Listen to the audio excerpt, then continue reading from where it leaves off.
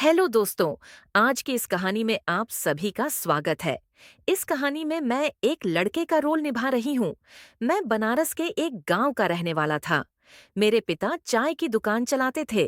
गांव के स्कूल में 9वीं में फेल हो जाने के बाद मेरा मन पढ़ाई से हट गया, तो मैंने नौकरी करने का मन बना लिया। कुछ दिन बाद नौकरी की तलाश में मैं आगरा चला गया। 10 दिन भटकने के बाद मुझे एक प्राइवेट कंपनी में नौकरी मिल गई। रहने के लिए मैंने किराए पर छोटा सा मकान भी ले लिया। मुझको तो जो कमरा मिला था उसमें पहले से ही 2 लोग रहते थे। जल्दी ही मैं दोनों से घुल मिल गया। मेरे बोलचाल के ढंग की वजह से मुझे लोग जल्दी दोस्त बना लेते थे। मैं हमेशा साफ सुथरा रहता था।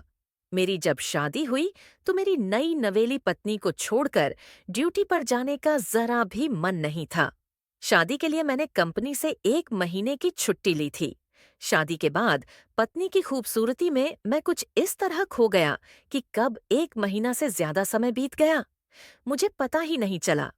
जब कंपनी के मैनेजर ने फोन पर मुझको चेतावनी दी कि अगर 1 हफ्ते के अंदर मैंने ड्यूटी ज्वाइन नहीं तो मुझे नौकरी से बर्खास्त कर दिया जाएगा, तब मेरी आंखें खुलीं।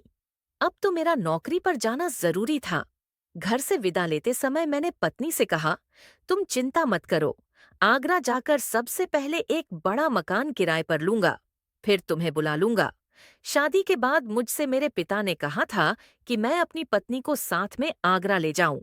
पत्नी भी मेरे साथ रहना चाहती थी, मगर मैं पत्नी को कैसे ले जा सकता था।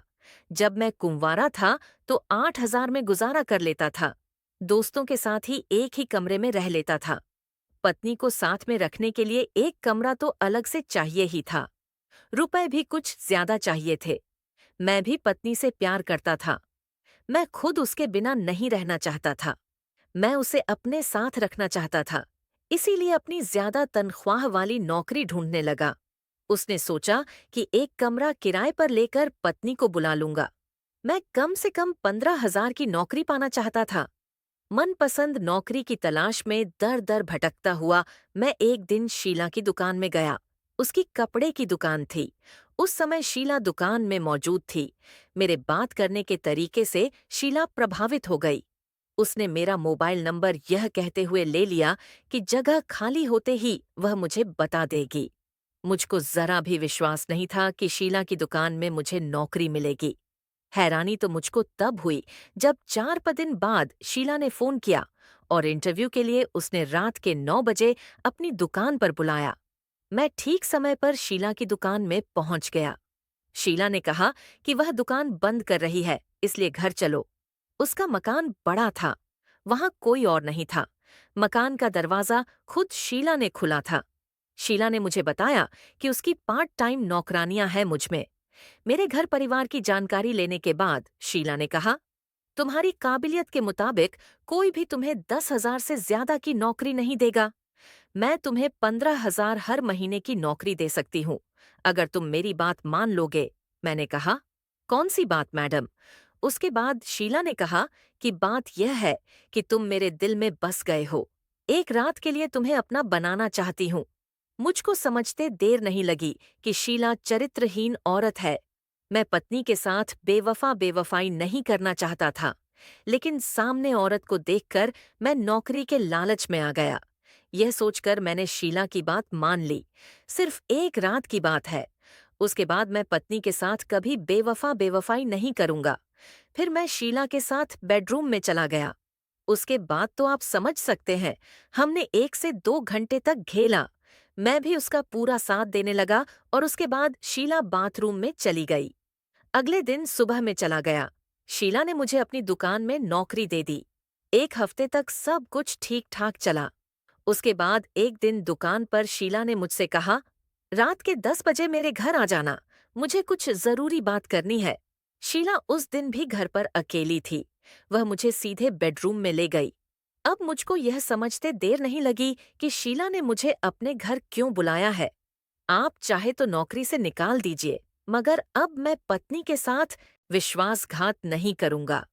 मैंने अब अपना फैसला सुना दिया। शीला ने मुझको तरह तरह से समझाने की कोशिश की, मगर मैं नहीं माना।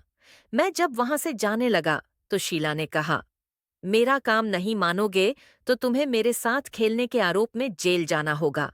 मैं पुलिस को सबूत दूंगी।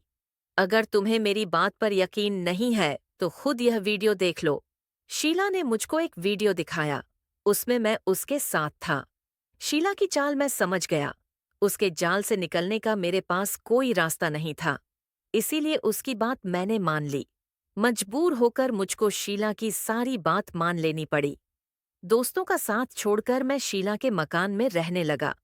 शीला के कहने पर मैंने दोस्तों के साथ साथ पत्नी और अपने घर वालों से भी नाता तोड़ लिया।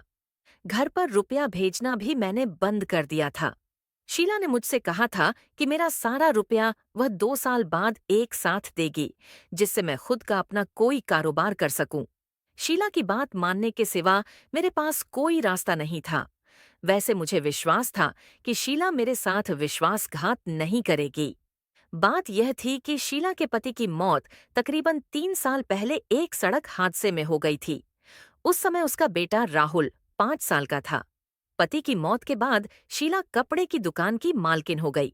उसके माता पिता ने उसे दूसरी शादी करने की सलाह दी थी, मगर उसने दूसरी शादी करने से मना कर दिया। वह राहुल की परवरिश करते हुए अपनी जिंदगी गुजार देना चाहती थी। पति की यादों के सहारे शीला ने 2 साल तो गुजार दिए। उसके बाद अचानक उसे लगने लगा कि मर्द के बिना वह नहीं रह सकती। राहुल को उसने हॉस्टल में दाखिल कर दिया। वह उसे घर में सिर्फ छुट्टियों पर लाती थी। 1 साल तक वह लड़का शीला से बंधा रहा। उसके बाद उसकी शादी हो गई तो उसने संबंध तोड़ लिया। फिर शीला ने मुझको अपने जाल में फंसाया।